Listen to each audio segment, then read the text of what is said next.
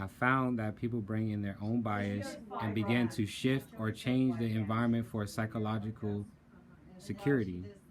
How will you ensure that Pu'ali O Ka Pono stays true to its core values? Okay, so me and my mother went over.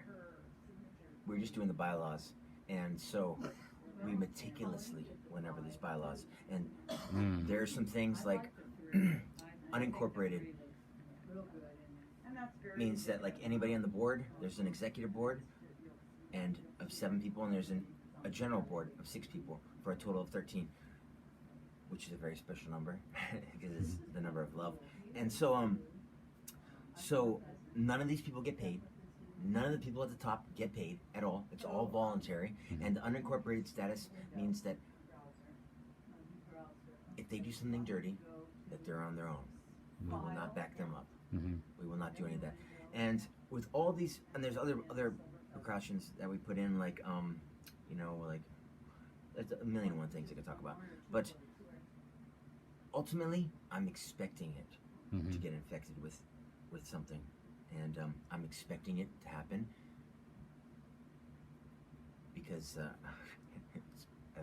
anyway, I'm not gonna talk about that too much, but yeah, I'm expecting that to happen. Mm-hmm. So no matter what I do, again, coming back to, we are not in control. I'm not in control. The Lord is in control. So what's meant to happen is going to happen. So there's no amount of stuff that I could put in to keep that from happening, but I've done the best I could. Yeah. And we've gone through it as best we could to ensure that we stay true to the mission, Mm-hmm. and that's why the mission statement took so long to come up with, because I wanted to sit and marinate on it every time there was a new version. I wanted to get other outside opinions, but then the outside opinions started affecting it. Anyway, so my mom said, eventually we're gonna have to come up with where to finish this. So we finally finished it, and yeah, so it is what it is, and but even after it gets infected, that will be purged eventually. So it's all gonna be good in the end. Mm-hmm. But it's just And that does happen. People come here who are not from here, and what they do is they are not comfortable where they are because they either don't look like the people, the houses are not constructed the way it was when they were at home.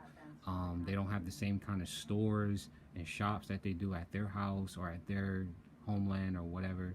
And so sometimes, and in some cases, they have enough money to basically make changes. In other words, they buy up the land, they build their homes, they start up businesses, and then you got a situation where it's almost encouraged for outsiders to bring their business in to buy up land and resources and stuff like that, and then put in a new business and stuff, and really change the game. So by the time you get tourism in and all that kind of stuff, they don't feel so outside of where they come from, I guess, but maybe that's not the case. I think people who come here still want some authenticity, and I think that's a really, really, really important. That's why in schools they teach the culture, they teach them how to do the hula dances and all that kind of stuff, and they teach them, not so much the language, but the history and everything else, because they want to preserve some aspect of the culture. And so when you got people that come in and don't feel comfortable, they want to make changes, and they don't understand the consequences of that because people get very upset.